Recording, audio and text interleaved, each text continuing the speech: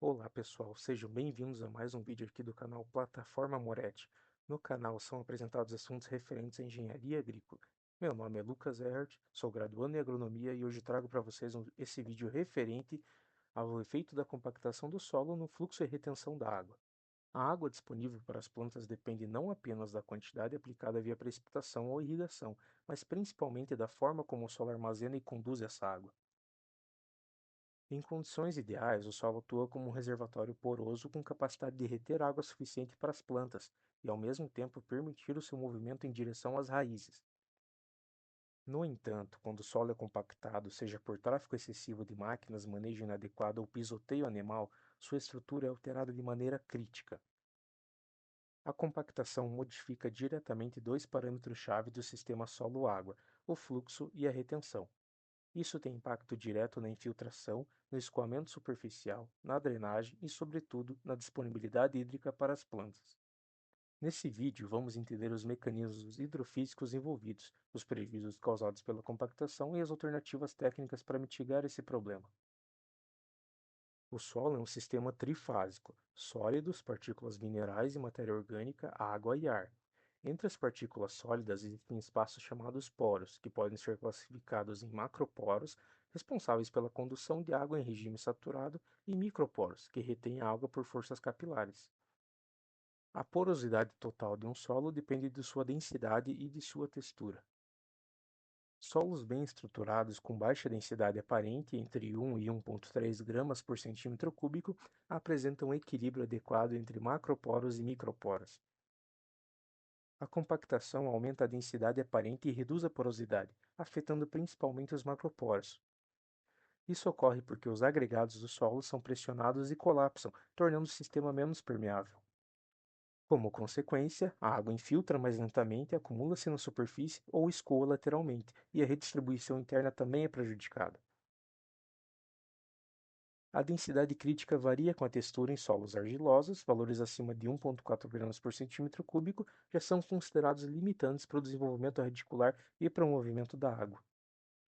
A condutividade hidráulica saturada, famoso CASSAT, é um dos principais parâmetros que descreve o movimento da água no solo em regime de saturação. Em solos estruturados com presença de macroporos interconectados, a CASSAT pode alcançar valores da ordem de dezenas ou centenas de milímetros por hora, especialmente em solos arenosos ou argilo-arenosos bem manejados. Entretanto, a compactação rompe essa conectividade, o fluxo de água deixa de ser preferencial e passa a ocorrer por microporos, muito mais lentos. Estudos indicam que a CASSAT pode ser reduzida em até 90% após os eventos de compactação severa, especialmente em camadas subsuperficiais, entre 10 a 30 centímetros. Como consequência, o processo de infiltração torna-se mais lento e menos eficiente. Isso aumenta o escoamento superficial e reduz o volume de água que atinge a zona radicular. Em sistemas de irrigação, principalmente por aspersão, essa alteração compromete diretamente a eficiência da aplicação, resultando em perdas de água, nutrientes e até erosão. O comportamento de retenção de água é descrito pela curva de retenção ou curva de água no solo, que relaciona o conteúdo volumétrico de água com o potencial mátrico. Em solos não compactados, a distribuição equilibrada de poros permite reter boa parte da água em potenciais entre -10 e -1.500 kPa, faixa considerada como água disponível. A compactação desloca a curva de retenção, aumentando o percentual de água retida a altos potenciais negativos, ou seja, mais firmemente preso aos microporos. Isso não significa que o solo armazena menos água, mas sim que menos dessa água está disponível para as plantas. A água disponível, definida como a diferença entre a capacidade de campo e o ponto de mancha permanente, é reduzida, e essa mudança altera o manejo da irrigação, exige lâminas menores e intervalos mais frequentes, o que compromete a eficácia do sistema e eleva os custos operacionais. O balanço hídrico no solo, representado pela equação a seguir, mostra como o estoque de água varia em função das entradas, sendo a chuva P, irrigação I, e das saídas, evapotranspiração ET, escoamento R e drenagem D. A compactação interfere diretamente em três desses termos: R, escoamento superficial, aumentando por menor infiltração; o D, a drenagem profunda, que diminui, favorecendo o encharcamento; e a evapotranspiração ET, real, que é reduzida por menor disponibilidade hídrica e menor crescimento radicular.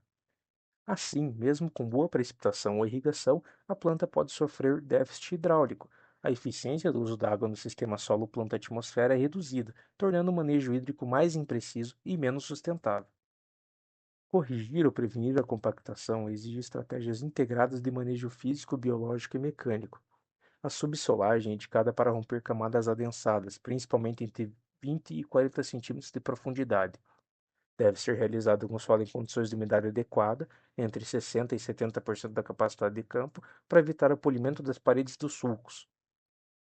A cobertura vegetal é essencial. Raízes pivotantes, nabo forrageiro ou penetração de gramíneas como braquiária promovem descompactação biológica. O plantio direto deve ser rotacionado adequadamente. O sistema soja-milho, repetido sem variações, tende a compactar a camada superficial com o tempo. Outra medida fundamental é o controle de tráfego agrícola, que pode reduzir em até 80% a área compactada em uma lavoura. Pneus de alta flutuação, uso de esteiras e trilhas fixas ajudam a preservar a estrutura do solo nas entrelinhas. A compactação do solo é um processo físico com efeitos profundos sobre a hidrologia do solo e a eficiência do uso da água. Em regiões agrícolas com mecanização intensiva, o diagnóstico da compactação deve ser feito com instrumentos adequados, como penetrômetros de resistência mecânica, análise de densidade e curvas de retenção. O manejo correto depende da integração de práticas preventivas e corretivas, com base no conhecimento das propriedades hidrofísicas do solo. Em projetos de irrigação e drenagem, negligenciar a compactação leva a sistemas ineficientes, com maior consumo de água, menor produtividade e maior impacto ambiental. Portanto, entender e controlar a compactação é fundamental para o uso racional da água na agricultura moderna. Obrigado.